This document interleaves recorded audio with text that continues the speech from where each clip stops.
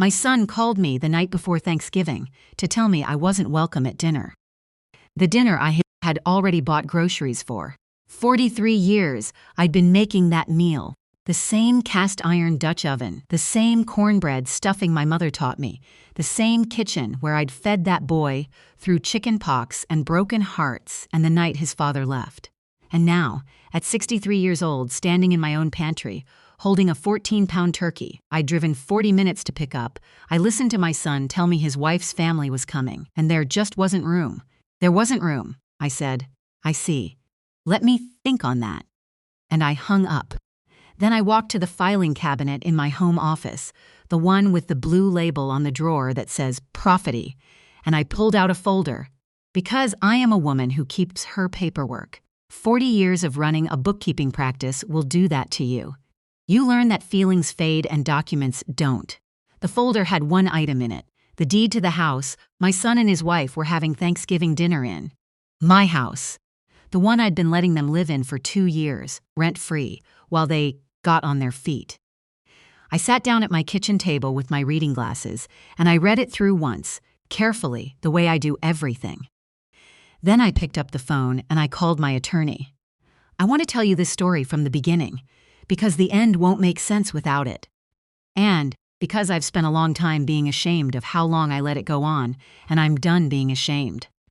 My name is Winifred Calhoun. Most people call me Freddie.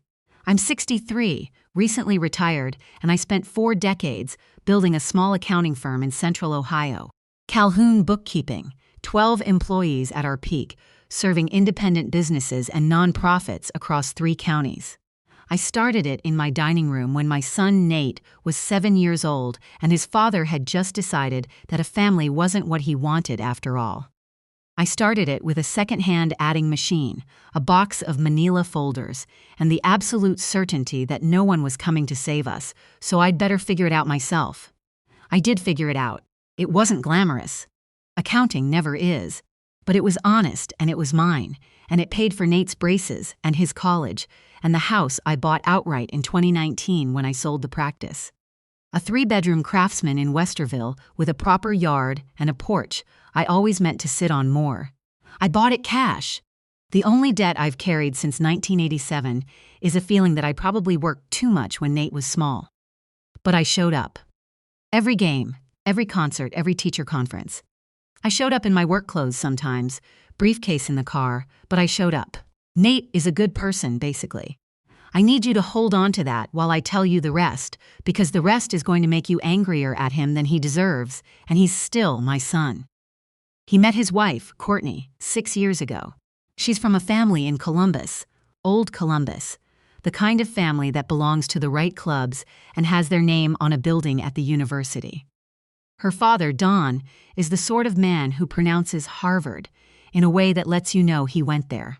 Her mother, Cecile, floats through rooms in a way that communicates, without ever saying it directly, that the room is lucky she's in it. They were polite to me at the engagement dinner. The distant, careful kind of polite you give someone you're deciding what category to put in. I wore my good blazer. I brought a bottle of Pinot I'd been saving. Cecile told me, twice, how practical it must have been to run a small bookkeeping firm, like I'd operated a lemonade stand. I smiled and let it go. Nate looked happy. That was what I was there for. The trouble started quietly, the way it always does. A comment about the rehearsal dinner venue. Cecile had a place in mind. Could I contribute a certain amount toward it? A suggestion about the guest list. The Hardings simply knew so many people. Would I mind if my side was kept to immediate family? A gentle note from Nate. Just a heads up. Mom, Cecile has pretty strong feelings about the seating. She thinks it flows better if the families are on their respective sides. His side, it turned out, was 4 people. Her side was 62. I kept telling myself, it's his wedding. Let them have it their way. Then Nate called me 6 weeks before the wedding. He needed help. He and Courtney had found a house they loved, 3 bedrooms, good school district, close to her parents. They were pre-approved for the mortgage, but they were short on the down payment. Could I help? I asked how short. $30,000, he said, and then very quickly, we'd pay you back, Mom, of course. It would just be a loan. I thought about it for 3 days. I thought about Cecile's club memberships and Dawn's Harvard vowels and the guest list that had swallowed my side of the family whole. I thought about my own house, the one I'd bought cash, and the fact that I'd done it without anyone's $30,000. And then I thought, he's my son. He's asking me for help. That's what mothers do. So I didn't write him a check. Instead, I bought the house myself. I want you to understand why I did it that way, because it matters to everything that comes after.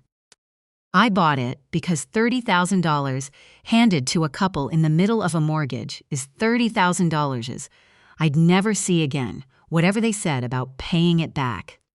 I bought it because I'd spent 40 years watching people shake on deals they didn't honor, and I'd learned to structure things properly or not at all.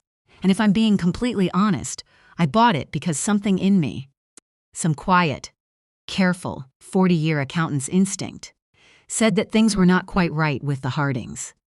I couldn't have told you exactly what. Just a feeling, the kind that lives in your gut and speaks in numbers. I told Nate I'd buy the house and let them live in it. He and Courtney would pay utilities and maintenance. When they were ready, if they wanted to buy it from me, we'd work out the price. It was a real estate investment and a gift at the same time, the kind of thing that works for everyone if everyone stays sensible. Nate cried on the phone. He said I was the best mother in the world. Courtney sent me a very nice text. Her mother sent nothing. They moved in that August. I came over twice to help them get settled. The third time I came over, Courtney mentioned, gently, so gently, that she and her mother had a certain vision for the space, and it might be less confusing if I called before coming, just so they could make sure it was a good time. She smiled the whole way through it. I drove home and sat in my car in my own driveway for a while. My friend Dolores has known me since we were in the same church choir in 1989. She's the kind of friend who tells you the truth because she loves you enough not to bother with anything else. I told her about Courtney's request the next morning, over coffee. Dolores set her mug down with a particular firmness that I recognized. "Freddie," she said. "You know what that was." It was a reasonable request. I started. "It was a message," she said. It was Cecile Harding's message, delivered in Courtney's voice. "You're welcome to fund the house." "You're not welcome in it." She shook her head. "You own that property. Do you understand that? You own it. And your daughter-in-law just told you to call ahead. It's their home. It's your house," Dolores said. "There's a difference, and they're counting on you not knowing it." I drove home telling myself, Dolores was being dramatic. She was right, though. She's usually right. I just wasn't ready to let myself know it yet. The next 18 months were the slow kind of erosion you don't see happening until you look back and notice you've lost significant ground. Thanksgiving, my house, my table, my tradition, became Thanksgiving at Courtney's parents' because the Hardings have more space. Christmas morning shifted because the Hardings had a new grandchild on Cecile's side, and it made more sense to consolidate. I was invited to a Sunday dinner at the Hardings once, seated at the far end of their long table, between a couple I'd never met and Cecile's brother, who talked about golf the entire meal. Nate was at the other end, laughing with Dawn, looking happier and more at ease than I'd seen him in years, and something in me was glad, and something in me ached at the same time. He was choosing them. Not cruelly, not consciously. He was choosing the warmth of belonging to a family that had things and knew people and never had to count anything. My son had grown up watching me run numbers at the kitchen table, and now he was in a world where no one talked about numbers at all, and it must have felt like exhaling. I understood it. It still hurt. The last straw came without warning, the way the real ones always do. The call the night before Thanksgiving. I'd already bought the turkey, already made the pie crust, 2 of them, the butter kind that takes an hour. I'd texted Nate that morning to confirm the time, and he'd texted back a thumbs up, the way you respond to something you haven't actually read. Then at 7:43 in the evening, he called, "Mom, I need to talk to you about tomorrow." I knew from the first word. You know your child's voice in every register, and that was the voice of a boy who'd been talked into something and was hoping you wouldn't make it hard. "Courtney's whole family is coming," he said. Her sister just flew in from Seattle. There's like 15 people. And the house is honestly just not big enough for, it's not going to work, Mom. We just don't have the room. The house, I thought. My house, that doesn't have room for me. I see, I said. How long have you known? Silence. Nate, how long? Courtney talked to her mom about it last week, and they figured it would be easier if I didn't come. Just this year, Mom. It's a lot of people. It's Thanksgiving, I said. I've made Thanksgiving for 43 years. I know, he said. I know, and I'm sorry, but Cecile already, and there it was. Cecile already. Cecile had already arranged things. Cecile had already decided. In my house. With my roof over their heads and my name on the deed in the county recorder's office, Cecile Harding had already decided that I wasn't coming to dinner. Let me think on it, I said, and I hung up before he could hear what was in my voice. I sat at my kitchen table. The pie crusts were wrapped in the refrigerator. The turkey was in the sink. Outside, it was the kind of November evening that turns dark early and stays that way. I want to tell you what came over me, because people always want to know. They expect rage. I wasn't raging. What I felt was something much quieter than that. It was the same thing I felt in 1987, when Nate's father sat across from me in that kitchen and told me he was leaving, and I looked at my 7-year-old son asleep down the hall and thought, all right, I understand the situation now. Let me figure out what to do with it. Clarity. That's what it was.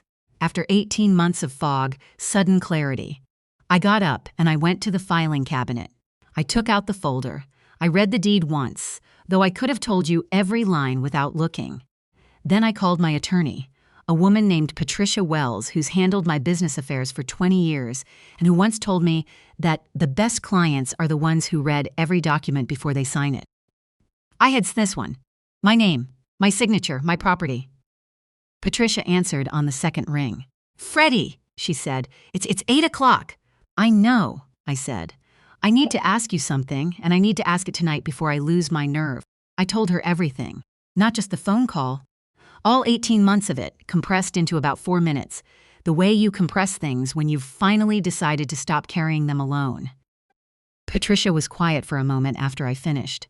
Then she said, in her work voice, the one I've been paying for 2 decades. Okay, what do you want to do? I want to give them proper notice that I'm selling the property, I said. I want to begin the process tonight, in writing. So there's a timestamp, so no one can say I was confused or impulsive or talked into it by morning. I want it on the record that I am the sole owner of that property, and I am exercising my right to sell. That means they'd need to find somewhere else to live, Patricia said carefully. I know what it means, I said. I've known what it means for 18 months. I just kept hoping I wouldn't need to use it. Tonight, Cecile Harding used my dining room table to decide I wasn't welcome at my son's Thanksgiving, and I think that's enough hoping. There was a pause, and then, I'll send the formal notice of intent tonight so it's time-stamped. You'll need to give 60 days under Ohio law. Are you certain? I looked at the deed in my hands. The only name on it was mine. Send it, I said. She did. At 8:47 p.m., the formal notice went out, time-stamped to the property address, not to Cecile, to my son, because whatever else was true, it was my son I was talking to about this. I wanted him to know that I had done this, and why. Then I did something I hadn't planned. I texted Nate, just 8 words. Check your email. We need to talk tomorrow. I didn't explain. I didn't cry. I went to the kitchen and I put the turkey in the refrigerator, and I sat on my porch in the November cold for a long time. He called at 9:23. He'd read the notice. Mom! His voice was different now. Not the coached voice from earlier, not the boy who'd been talked into something. This was a different register entirely. Younger. Smaller. Mom, what is this? It's a notice of intent to sell, I said. Which I have the legal right to do as the owner of the property. You're selling the house. Because I told you not to come to dinner. I'm selling the house, I said. Because I have been telling myself for a year and a half that things would improve if I was just patient enough, and tonight I understood they won't. Not while Cecile is making decisions about my life from inside my property. Cecil's doesn't. Nate. I said his name once quietly. Don't. He stopped. You called me tonight. I said, to tell me there wasn't room for me at Thanksgiving. At the house I bought, that I own, that you have been living in at no cost for 2 years because I love you and I wanted to help you. And the reason there wasn't room was because Cecile Harding had already arranged things. Silence. You didn't push back, I said. Not once tonight. Not once in the last year. Every time your wife's family made me smaller, you found a reason it made sense. And I kept letting you, because you're my son, and I know why you want to belong to them. I grew up without much too. I know how a family, with ease and connections, looks when you're standing outside it. His breath was unsteady now. But Nate, I said, I am your family. I am the only reason you had the down payment for a house you couldn't afford, and tonight I was uninvited from it so Cecile could have a nicer table arrangement. So I made a choice. I chose not to keep financing the life where I don't exist. Mom, you can't. He stopped, started again. Where are we supposed to go? You have 60 days, I said. That's the law. And you have a job and a wife with a family that apparently has significant resources. You'll figure it out.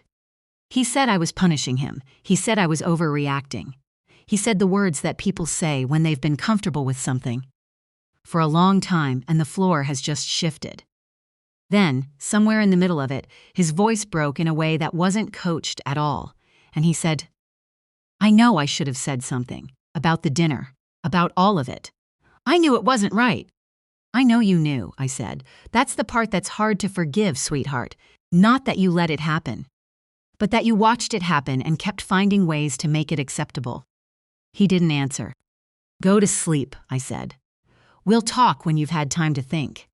I spent Thanksgiving at Dolores's house, which is cheerful and loud and full of her grandchildren.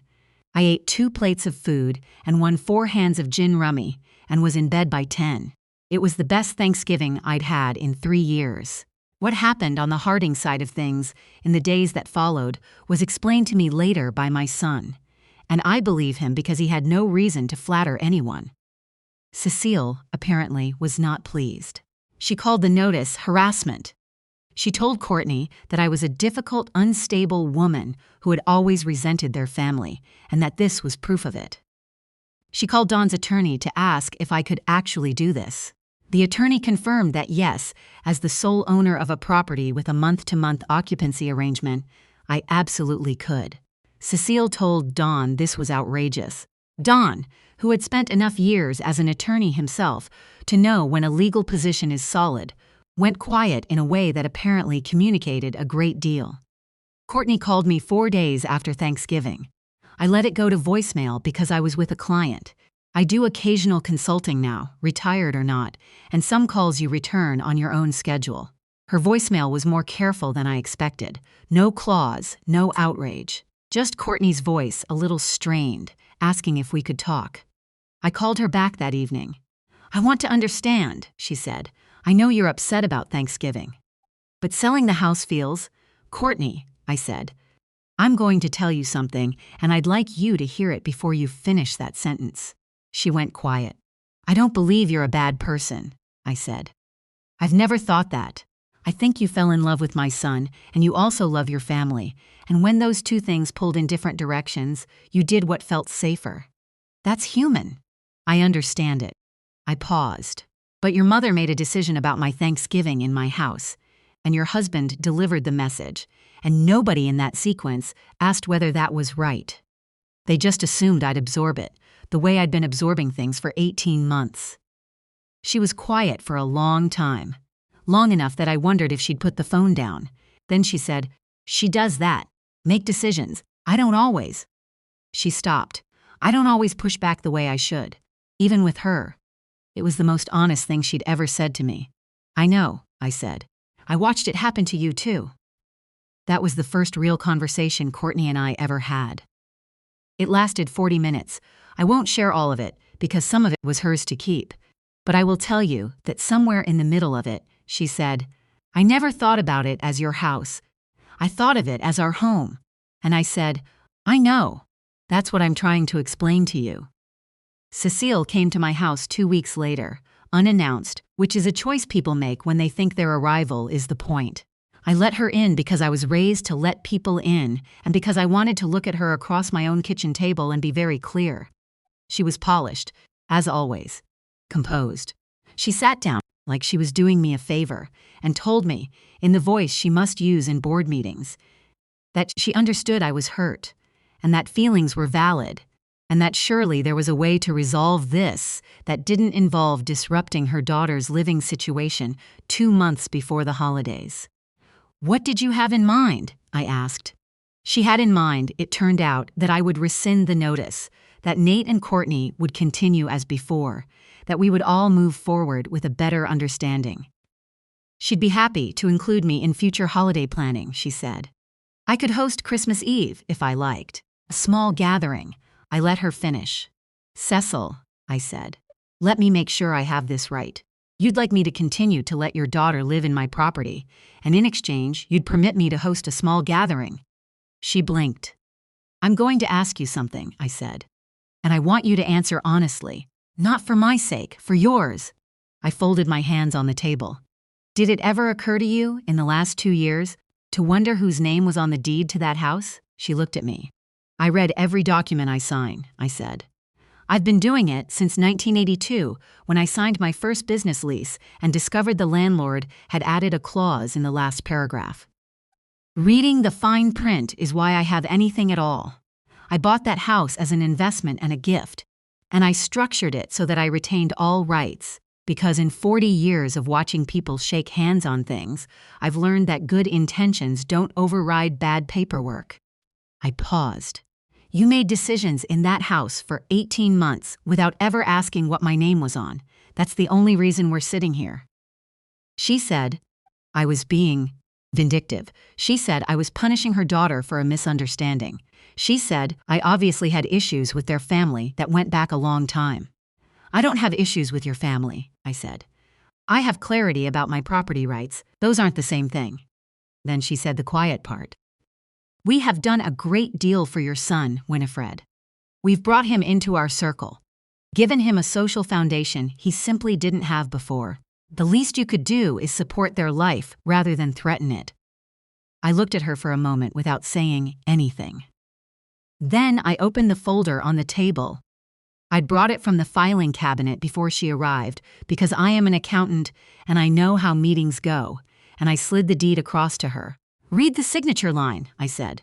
She didn't reach for it. "I'll read it for you," I said. "Winifred Ann Calhoun, sole owner. Recorded with the Franklin County Recorder's Office, August 2022.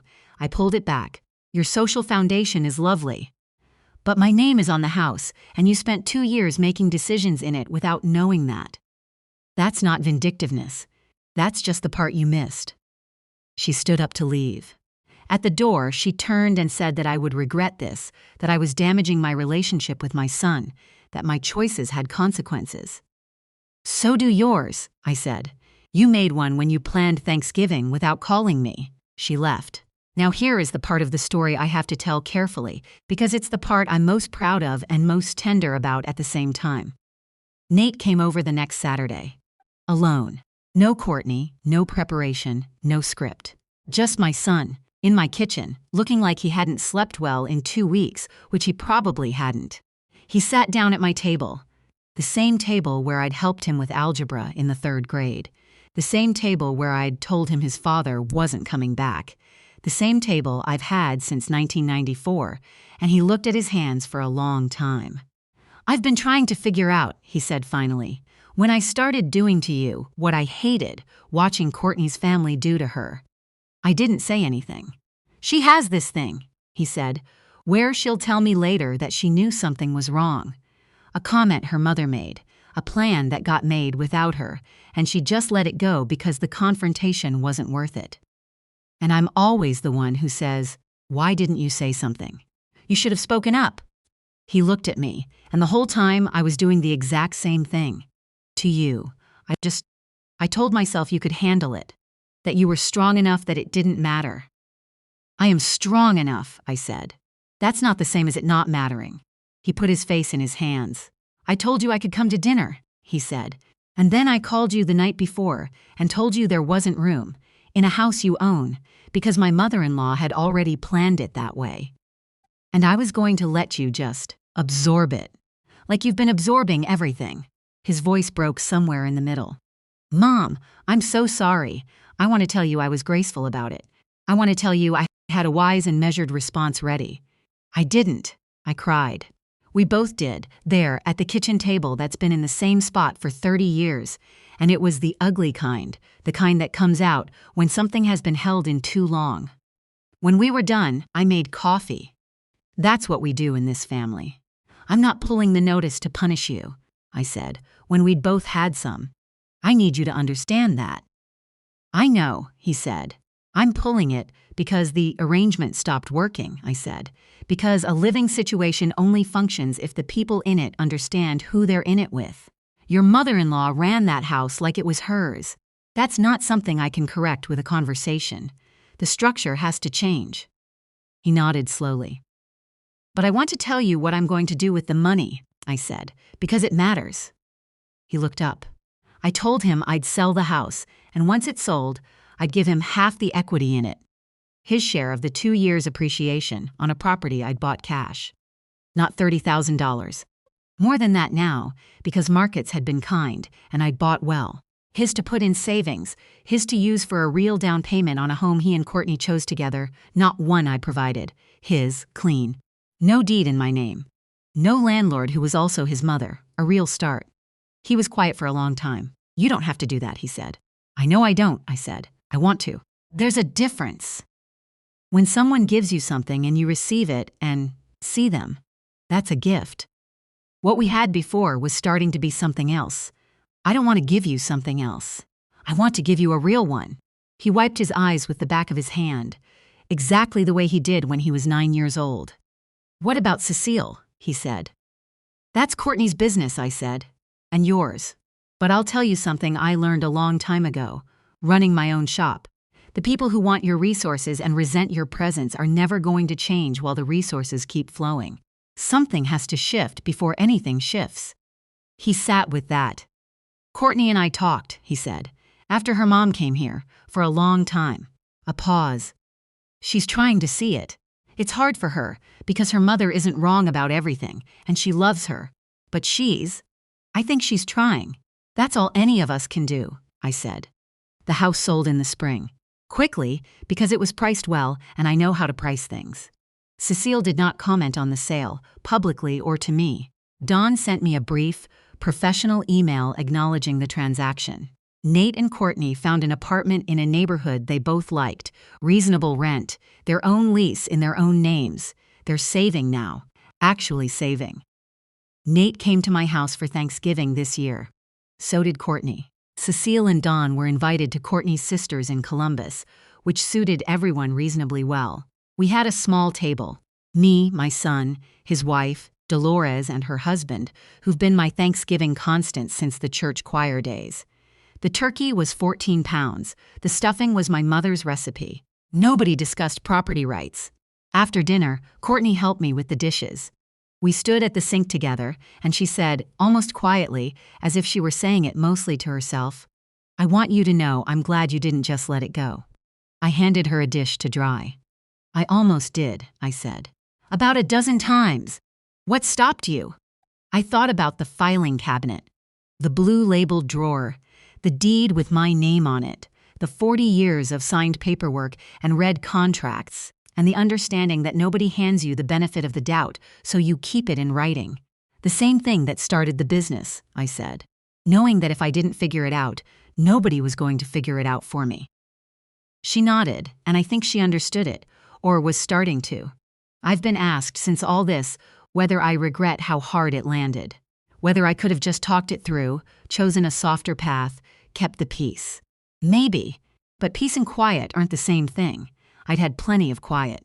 18 months of swallowing, of adjusting, of being grateful for small invitations, and arriving with nice wine and sitting at the far end of someone else's table in a room I was funding. That wasn't peace. That was just silence with a bill attached.